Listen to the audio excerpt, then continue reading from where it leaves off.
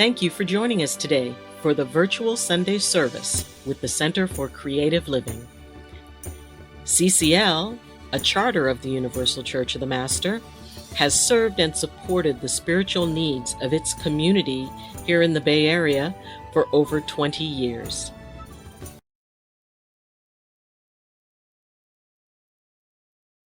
To connect with others here in this room and on the Zoom. Just feel your energy braiding and weaving into an amazing connection. We can support each other in being grounded in this moment in time, in this moment in our lives. As we face the next change, as we face the next evolution of our journey and of our energy here. And just allow yourself to feel that wonderful energy flowing in and through and out. In and through and out.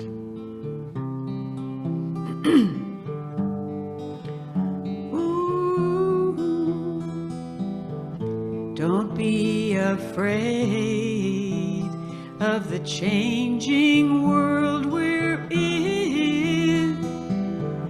Don't be afraid. You are the gift that we can give. Reach out, oh, and reach in. We are the power, and we can begin. All that needs to be transformed, all that needs to be made new. We are here together. It's me and it's you. Reach out, reach in. Let the energy flow begin. Reach out, reach in. Let the circle of energy begin. We are free, we are strong. We can build this energy. We are whole, we are holy, and we bring to this moment all that we can be, all that we can be. We reach out our hands to each other, and we're free. Reach out, reach in. Oh, we can begin. No more fear, no more holding back. We're bringing our entire light to this moment, to this moment. Reach out and reach into your heart. Oh, reach out to the world, and together we can start. Oh, reach out, reach in. We can begin. Reach out, reach in. We can begin. Hold the light, hold the hope, and share it with your open hand. Be the light, know the hope,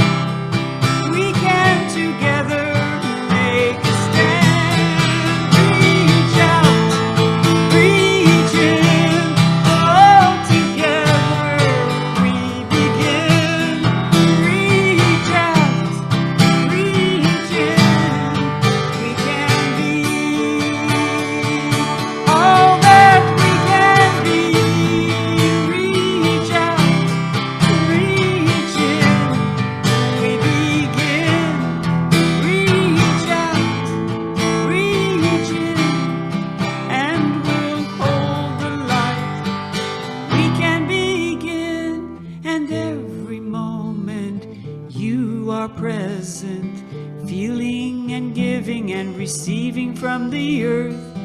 Every moment you bring all that you have. Know you are worthy. Reach out, reach in. We can begin. Oh, reach out, reach in. We begin. We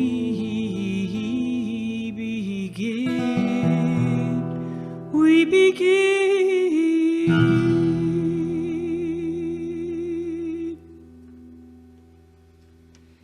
And just stay in that energy.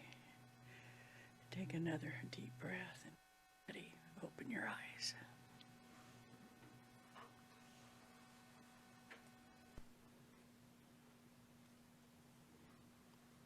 Thank you so much, Reverend Janet. It's always such a thrill to have you here and have you sing.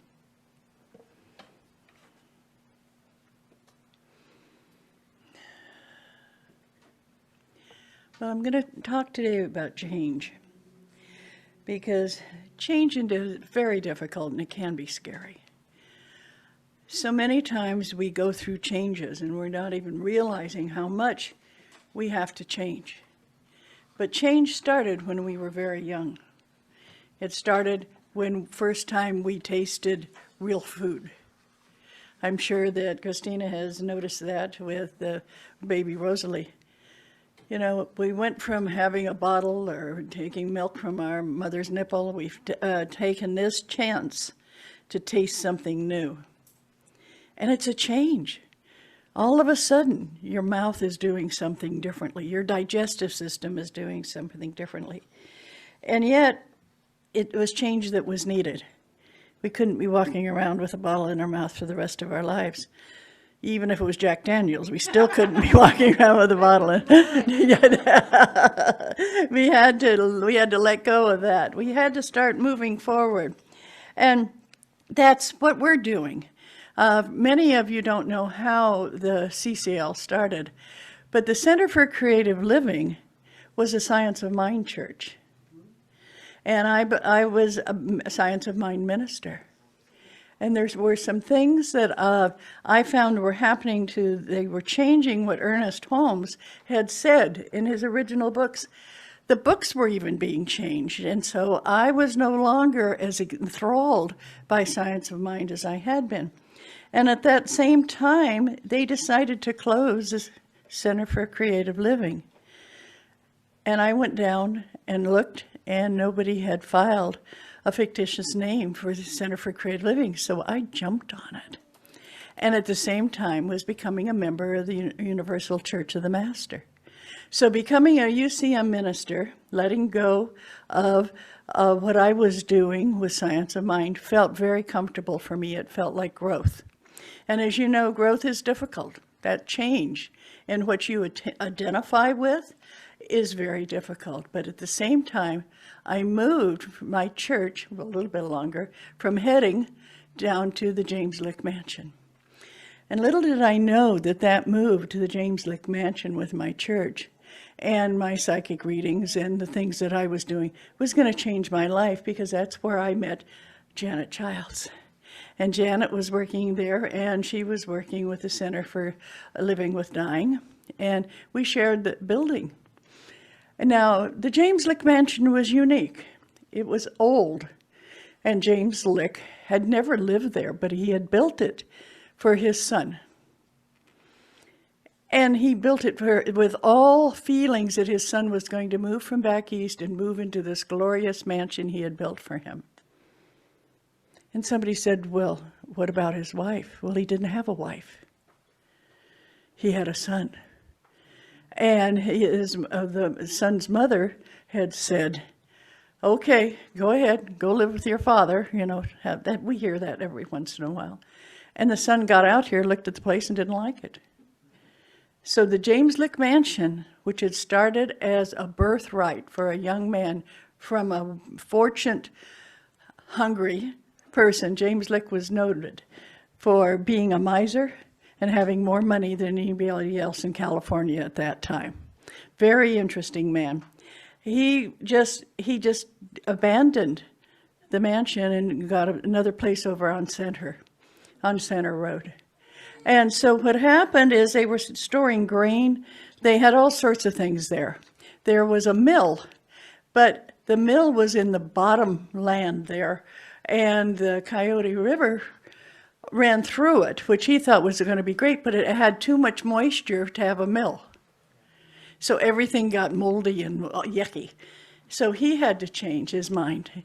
And when he decided he wasn't going to have a mill anymore.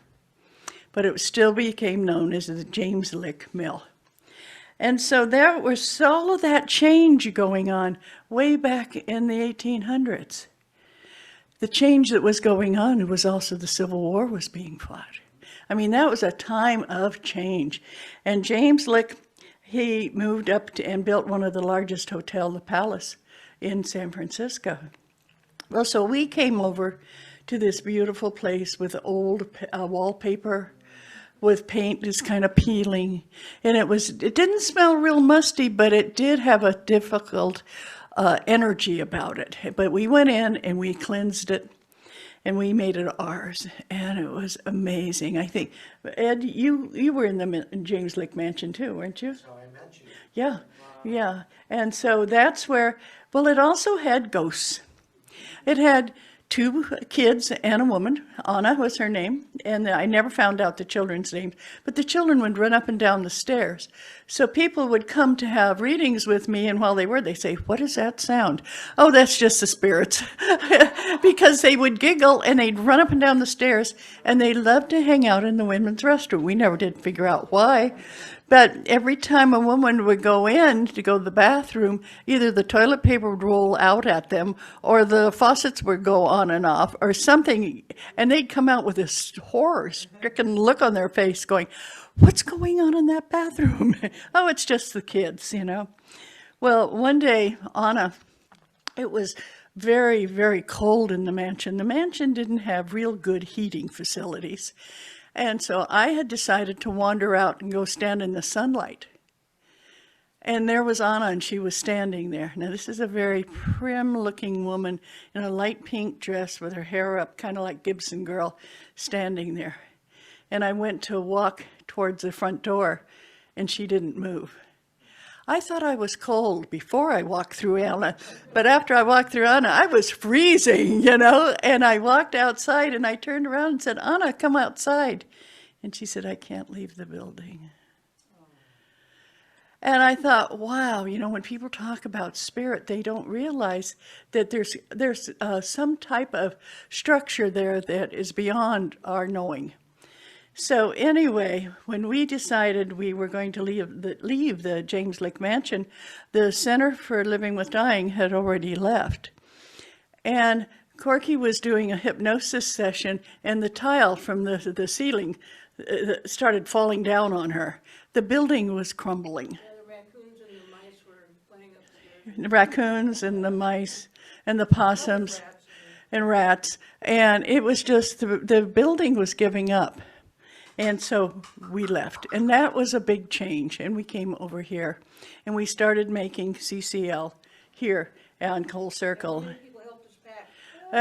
Yeah, all these people helped us pack to move, yes. And when we got here, we didn't realize we were going to be here for as long as we were. We've been here for 12 years. But what happened is when the landlord decided to raise the rent and then was not going to negotiate, I decided, well, maybe we're going to have to close. But I loved having a church. And then Gabriela Antolovich called us from the center, from the Billy DeFrank Center, and said, "Dottie, we need spirituality. We need a church of spirituality here. Do you think you'd do Sunday service?" And she was thinking of me doing service here and then service there. But her phone call came in the same week that I had decided we were going to have to leave. Now, you can't ignore that. When change comes in with a curly-haired, short-haired blonde lady who's saying, "We want you to do church at our place," I said, okay, and that's what we did. Now, we have had wonderful things going on here.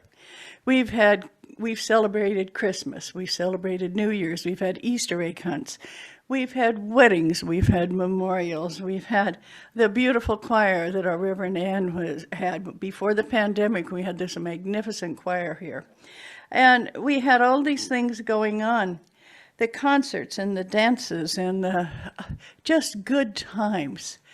And when things started happening, when they had the Baptist church, when the man walked in and killed 7 people, I quickly called everybody I knew and said, we've got to do it. It's not a eulogy, it's more a sitting in prayer for these people. And we did the same thing when the towers fell. So we became active in helping people as going through the grief that they were experiencing by these things happening in our country. And all of those things that happened are now in the past because there's change. We don't have a building. We have a place to do church, but we don't have a building anymore. However, my classes are going to continue the Universal Church of the Master. We have yet to set that up, but we'll let you know when that happens. And how many of you realize that as we are moving into this new church building, we're letting go of a home? This has been a home. And how many of you have had difficulty moving from one home to the other? Yeah, and that's what we're doing. We're letting go. But we know that it's going to be fun because I can remember learning how to walk. You know, and I stood down, and I remember my mom holding my hand, and I learned how to walk. Well, that's what we're doing now. We're learning how to walk amongst other people. It's not just going to be our small, tight-knit group here. We're expanding into a group of other people. And just like we started to walk at the first time and moving out into the environment that was so uniquely different, that's what we're going to be doing. So think of that. This is a new chance at changing what you think and who you are and what you do. As we were talking this morning to our Reverend Dr. Eileen, she was saying about these new kids, they talk in a different language. And she said, don't say jiggy. That's just really not a good word. It's old-fashioned. No, don't go there.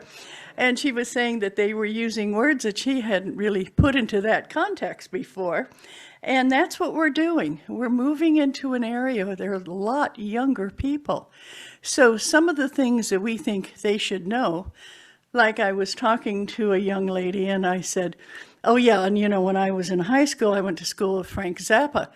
And she said, who's that? I said, Mothers of Invention. She said, what's that? And you know, right then I realized, Dottie, you're old. When they don't even remember somebody that set a different tone in music they've never heard of. Yeah, okay, I have to believe that things are changing and we're moving on. And we all fear change because we get in a rut. Our brain gets in, we're going to do this and we're going to do that and we're going to do this and we're going to do that. And what happens when the outcome's unknown? We get scared. We get scared by something that's brand new, something we've never done before. But why? If we had gotten scared, we wouldn't have learned to eat solid food. We wouldn't have learned how to walk. If we were too scared, we wouldn't have gone to school. Think of the things that we have done in our lifetime. Getting married, getting divorced, having children, all of these amazing things for me, changing my religion, changing what I thought. These were brand new, but each change brought about something that was dear and glorious. And I'm going to have our where'd you go? Our wonderful Luann come up here. Lauren, I'm sorry. Lauren, I'm looking straight at you over Corky's head, calling you by a wrong name. And I want you to think, now this is a time you put on your thinking hat. Think of what is one thing you've done that scared the heck out of you but happened okay. Christina, were you scared about having a baby? That's exactly what I was just thinking. Yeah, why don't we put down Birth. Birth is a good way to start. Okay, who else? Yeah, Annie. Relocated to a different country. Oh, relocated to a different country. Lived in England in 1977. Wow. And it worked out okay. Yeah. Traveling can be fearful. Yeah, travel. Scary. Fearful way. Yeah, travel. You want to put down, and just travel. And then what happened after you got back? Weren't you glad you'd gone? Oh, totally. Okay, who else has something? Yes, Jan. Beginning the Center for Living with Dying. Oh, Founding member. right, That's right. Very scary. Yeah, beginning a new business of any kind. Right. You know, I've had people that I've done hypnosis with, and they were afraid to let go of what they knew, and to let, because they didn't know who they would be. Oh, Let go of their fears. yeah, let go of your old self. Yeah, Who would they be? yeah. How many of you were afraid of your first date? Yeah.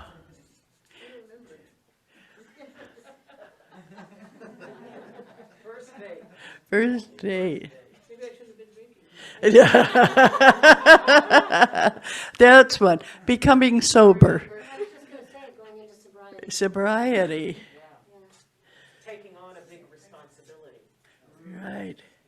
Yeah, they, Amanda, is your hand up? Oh, yes. So, for me, the change is possibly moving. Oh, yeah, moving. Moving. Getting a relationship started, because I haven't done a relationship in years. Yeah. new relationship. Oh, commitment. New relationship and moving. Yeah. Yes, Christina. Starting a new job. Yeah. New job, no job. Oh, not having a job. Oh, isn't that scary? What happens when you lose a job? And you feel like nobody wants you, you feel unloved, you feel broke, you feel, oh, yeah, that's really difficult, okay? What else? How about proposing to someone? Any of you been in that place where, ooh, you don't know? Asking somebody to dance. Oh, you really take it back to basics. Yeah. There's a fear of rejection. Yeah. Divorce and separation. Yeah. Being a single parent. Yeah, that's a lot of commitment. Education. Starting college. And what education? Yeah, starting college. You decide on the wrong thing to do, and you spend years doing it. Yeah, I remember when I worked for HP, they used to talk about putting your ladder against the wrong wall. Oh, especially if it's moving. Putting your ladder against the wrong wall. That's You amazing. spend all your career climbing the ladder, and then it's like, That's the wrong wall. Right, okay. If any of you have ever had this, finding out you have a sexually transmitted disease. Whoa. STDs, yeah. Cheryl Lewis put in looking for a job at age 61. Okay. pray for her. Absolutely. Let's put her in energy and prayer. Preparing for retirement. Okay. And hearing your voice, hearing your spouse say, "I want a divorce." You know, what do you do with that? Do you feel positive? Do you feel lucky? Do you feel like, oh no? Yeah. I celebrated. Chris, is that your hand up? Okay, it's Kathleen back there. Ooh, you took Chris's seat. Okay. Making a speech. Getting a diagnosis of illness. Yeah, yeah, like cancer or heart problems or getting a diagnosis. Being afraid of outliving your money. Ooh, yeah, afraid of retirement. Outliving your money. Yeah, my mom used to say, letting go of a friend. Letting go of a friend. Releasing a friendship. Letting your children grow up. And Yes, letting your children go.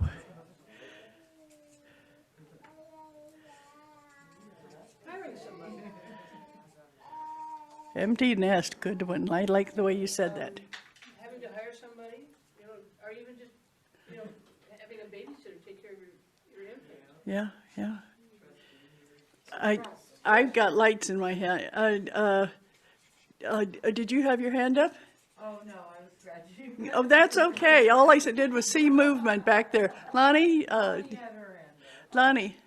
You've already answered some. Oh, okay. First time going in the ocean. Oh, wow. Thinking about getting out there and realizing that you've gone too far and you may not be able to get back. Right. Or undertow. Thank you, Ed. Hey, Ed, how did you know that's what we needed? But that first day of school, isn't that, that is so scary for little kids. Yeah. Learning to be alone. Ooh. This is going to surprise no one. I have not only not ever been alone, I've never slept alone. When I was younger, my sister slept with me, and then I went away to college and slept with 2 other women in the same little tiny room.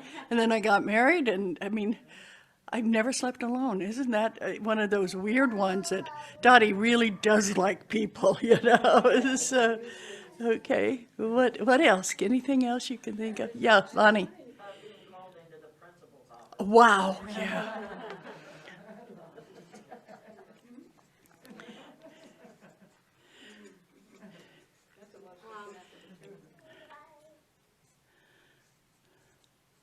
Helping someone through transition. Yes. How many of you been at bedside when somebody passed? Oh, that's so scary because you have no idea where they're going or how you're going to do without them. It's so scary in so many different ways. And as Chris said, looking forward to surgery. That is, that is very, very difficult.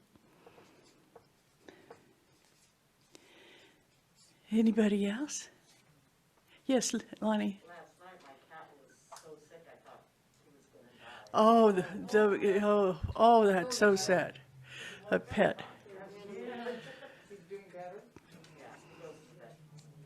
Oh, good. Oh, fantastic. And as Chris said, looking forward to surgery. Sometimes you go through more anticipating what it's going to be than the actual thing itself and the recovery. Okay. Thank you. Last night I was sitting there thinking, who do I know that has good handwriting?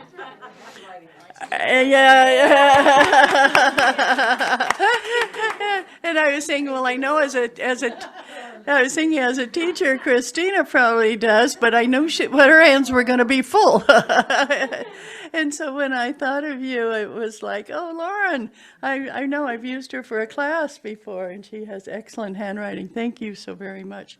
So what do we do when we have these changes? Do we just sit and worry? What can you do besides sitting and worrying? How about prayer? Prayer, How about asking Source for help? take action. What is it, action step? Yeah, that's an action step. What about talking to somebody else that's gone through it? Really, that's like procrastinating though. What? If you talk to somebody. That's not procrastinating. If they've gone through it, they can give you some help. Here, you here.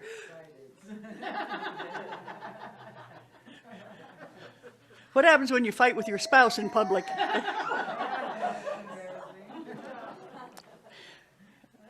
Because our brains are really designed to help find peace. You might not think that when your brain's going nanny, nanny, nanny, nanny, but it really prefers peace. And, sometimes it just is like when we want change to happen, we want it to be calm. What a concept. As you're seeing a moving van roll down the street, you're supposed to be calm. They've got everything that's precious in my whole life. It's difficult, but what you have to do is say, this is for something better. You'll find that every time you can change your brain into, after this surgery, I'm going to feel better. After this move, it's going to be better. After this divorce, things are going to improve. This new job, it's going to be better. Yeah, you absolutely reset it. So because these stressors that come into our lives when we're worried about something are really temporary. If we can just honor them, we can let them go. So think about that. This is temporary. This is not going to be here for the rest of my life unless I choose it to be. How many of you know somebody that every time you talk to them, all they talk about is how horrible they feel? How's that going to help them? Don't know, but that's, they want to talk, they don't, and I say, oh, you're looking better. Oh, I couldn't be, I feel so lousy. Oh, it's a new dress. It can't be, it's too tight. Oh, hey, I like your smile. Oh, do you know I've got a bad tooth? Oh, I love the way you dance. Oh, I don't have any rhythm. Don't you get tired of that? Yeah. Yeah, Eeyore is right. And the reason they say that's because they forget they can change. Okay. I have this wonderful story of me taking modern dance. It was very interesting. Me in a tutu. Really, it was a leotard, but you get the picture. And another woman was as large as I was, good, nice, skinny, 250 pounds. And we both had on leotards. It happened that she was black and I was white. And we were very good dancing together because the floor kind of went with each of us, So it was, and everybody'd come out and watch us. Because this was unique. And nobody ever said, oh, you shouldn't be dancing, you're fat, or you shouldn't be doing this, because they all said, oh, you look so great. I'm so glad you got out there and did that. And they were acknowledging us, that we were afraid, but the fact is we did it anyway.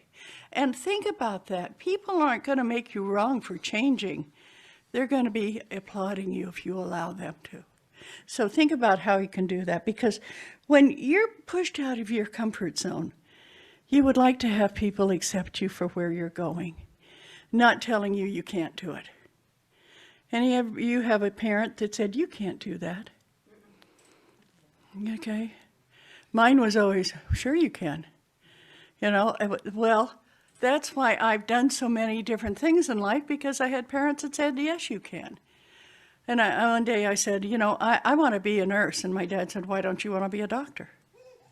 You can do it. And that was in 1952.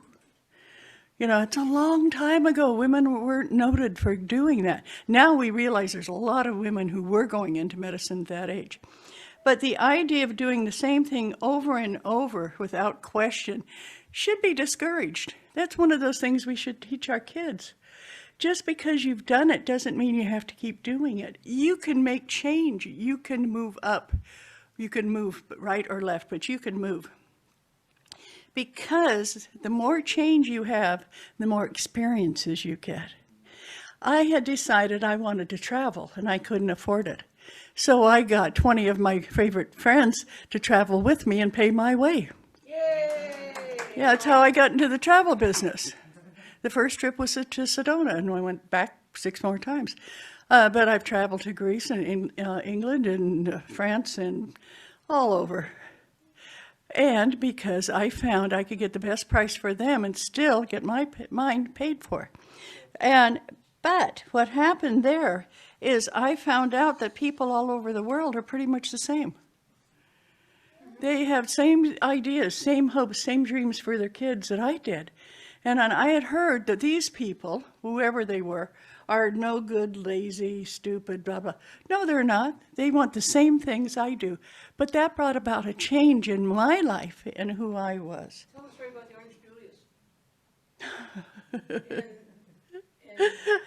I was in Hong Kong, and it was time for kids to go to school. And we happened to have our hotel had an Orange Julius downstairs. And I'm looking out, and all these kids are coming in to get an Orange Julius on their way to school. So I went down to see what was going on. They were all dressed in cute little uniforms. And you could watch them, and they were like kids all around the world. There was a real studious little boy with little glasses and a book, and he's sitting in a corner reading. There was this little heavier boy that had to touch everybody, push him, touch him, tease him. There was a little girl, and she was so shy. And everybody teased her, and she put her head down. She didn't want to acknowledge anybody. And there was one girl that led the whole thing. She was the boss. She walked in and said, you do this, and I want my Orange Julius. rebellious. And I mean, these kids were all about 8 years old, but they were typical of kids. They had everything. They just happened to be speaking in a different language. But you could tell by their body language who they were and what role they had. And that made me so excited when I realized that kids are the same the world around. How do you find out who you really are? What you do is you acknowledge change instead of being scared of it, because you acknowledge your fears. What are you afraid of and why? Again, what is failure? Not doing it right yet. Yeah, and it's a chance for you to do it again or do it better. You know, like when you're afraid of surgery, you go, what's the worst thing that could happen? And you can, and you'll find if you go, the worst thing that could happen is I could do this and this and this, and then I could die. And as my spirit guide Ma says, Dottie, you're going to die anyway. Why are you afraid? And the minute he said that to me, I went, oh, that's true. So I went into surgery. Or it could be that you're not going to die and you'll be in pain for the rest. No, I usually it goes through all of those alliterations until I go, and then I could die, and then Ma says, yeah, you're going to die anyway, don't worry about it. So what you want to do is accept your feelings and just ride with them until you get to that point. You can say, that's not going to happen. Until it gets to the point it's so ludicrous that you have to say, nobody has ever died from having their tooth removed. You know, it's okay. Yeah, I can go through this. But what else can you do when you get scared of change? You can pray, or you can designate worry time. Say to yourself, I'm not going to worry about that. Tonight at between 9:30 and 9:45, I'm going to worry about it, and then I'm going to forget it. Take a time, and that's your worry time. Instead of worrying all day, designate a time to worry. It's amazing how well it works. And everything is so flexible. You know, it's a wonderful life. And if you're sitting there thinking, she doesn't know, my life is da-da-da-da-da, trust me, I've been there. I can probably relate to everything you're going through. And my life's wonderful. Now, I'm still a young whippersnapper. Now, what is the word? A young whippersnapper, not ripper, whippersnapper. But a young whippersnapper, yeah. And so as you all know who attended my birthday party, I'm only 83, so I've got some more living to do, you know. Yeah, but change is such a wonderful thing. What about subatomic particles? I don't know. They don't behave any particular way. They don't obey physical laws. They act according to chance, chaos, and coincidence. Doesn't that sound like us? Yeah, that's what I'm doing. I'm living according to chance, chaos, and coincidence. And that makes you feel like it doesn't have to be written down perfectly. You don't have to make a script for yourself about exactly how you're going to do things. But that's the great thing about the universe. It's unpredictable. And that's why change is so important in your life, is don't make it predictable. Make it unpredictable. Because when you begin to thrive in new situations, new sensations, new feelings, new people, new places, new things, you know what happens? You flourish. Thank you very much. Okay. And now, we're going to have a prayer by our wonderful Reverend Ann Corbin. She already had the collection basket in her hand. Okay. Now, if Dottie can sit back down, we'll be fine. Do, do, do, do, do, do, do, do, do. This is traveling music, in case you didn't know. Okay. You can do it, Dottie. I can sit. I can sit. I can stand. You've got this. I can flourish. You just want to sit there because then I can be like this in front of you. So I can look at Annie's butt. That's right. Yeah.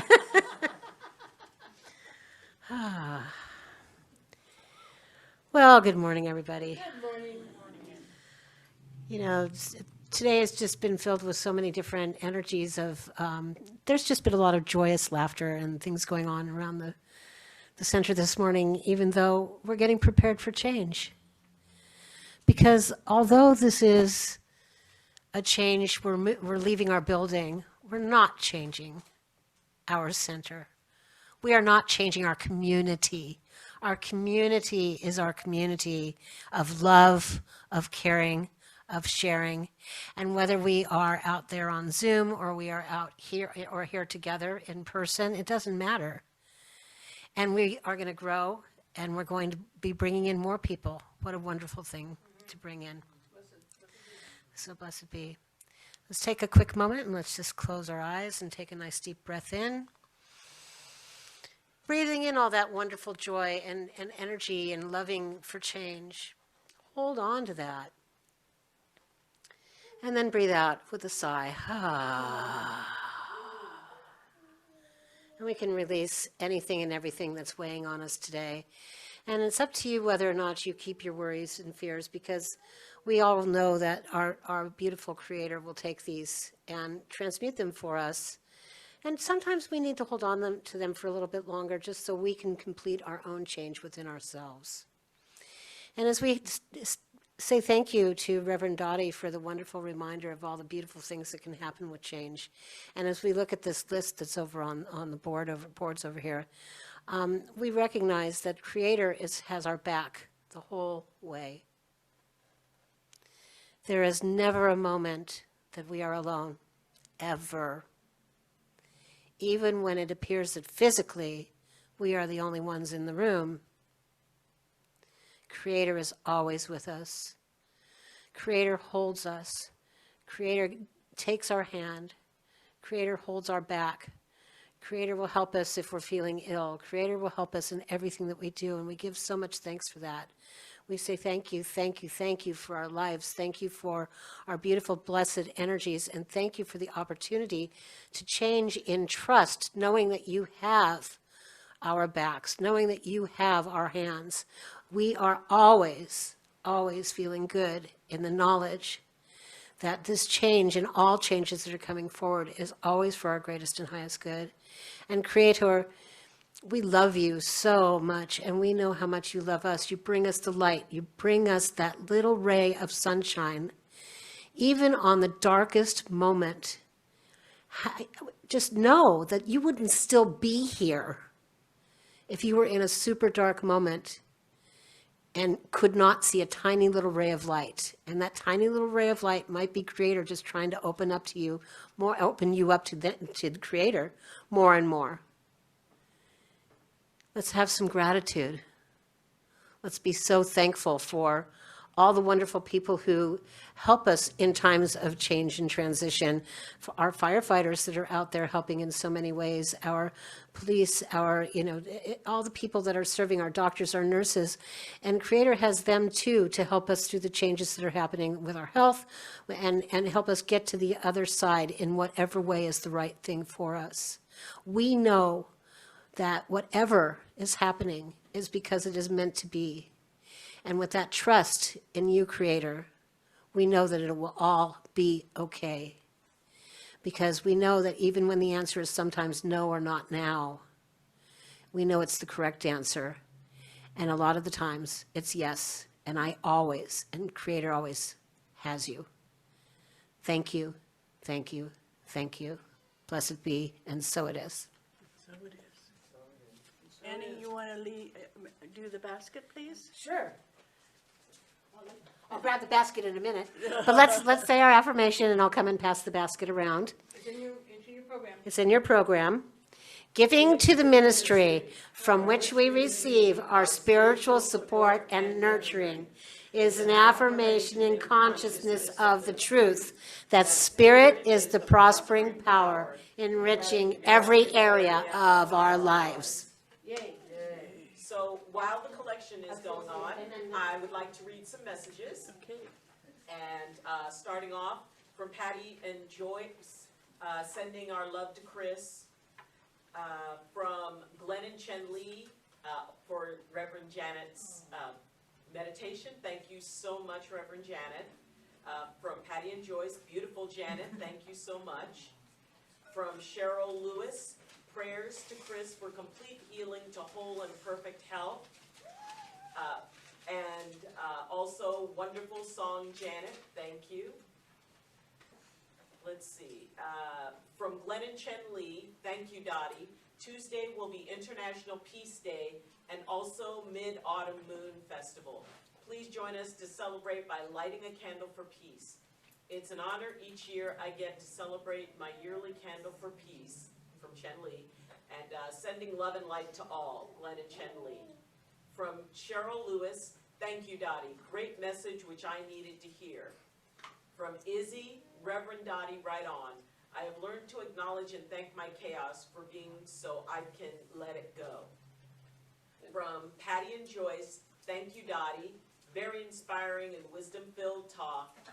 And from Cheryl Lewis, change in trust, beautiful words, Annie. Thank you. Thank you. Thank you. And thank you all for being able to join us. And thank you all that participated. We really do appreciate it. And Corky, So I just wanted to. come up here and whatever it is. Whatever it is. Woohoo! So I would like to commit to getting diapers for the refugees. They're going to be coming and bringing or taking some stuff away, but they will come. Well, all we have to do is call them and they'll come and pick stuff up. But I want to, order from Amazon. I don't know what sizes. Why don't we do today's? Why don't we take today's donations and use it for that? Thank you, everyone, for donating to the diaper duty here. And so, it's my heart really goes out to those people.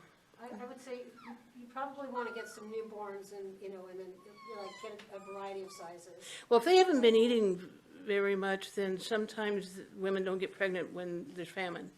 So, I don't know, Christina, do you have any?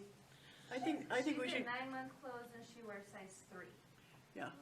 So size 3 is anywhere from like 13 or I think 14 pounds all the way to like 26. So I don't know. I would say that that's like 6 months to a year. I mean, if they're on the smaller size, she's on the smaller side too. Why don't we get an Amazon card? An Amazon card. Sure. Well, maybe. Okay. Anyway, so thank you, everyone, and just keep that in mind that a lot of people are in need. So I appreciate everybody's donations and caring. So I'm leaving now. Patty and Joy say we'll go to Costco and pick up diapers. We'll bring them with us next week. Yay! Okay, and next week Patty Baker is going to be speaking. So, Yay! Another story! Yay! Okay, So we thank are you all. Reaching out and reaching in. Reaching out and in. Right, I love it. Thank you all so very much. You have a beautiful day. Yay! Thank you.